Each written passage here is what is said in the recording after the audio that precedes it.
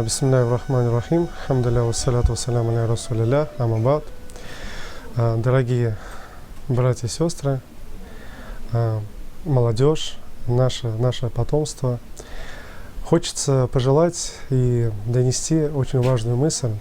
Наш любимец пророк Мухаммад, алейхиссаляту вассалям, он после себя оставил именно наследие — это ислам. Именно по причине ислама мы, народы Поволжья, другие мусульманские народы, сохранили наши традиции в кругу ислама. Мы не растворились в других народах, в других религиях. Мы смогли сохранить свою самобытность, культуру, любовь к своим традициям, любовь к своему языку по причине того, что Аллах даровал нам быть мусульманами из умма Мухаммада, алейхиссаляту вассалям. А мы знаем, что все пророки, они после себя именно оставляли в наследство знания.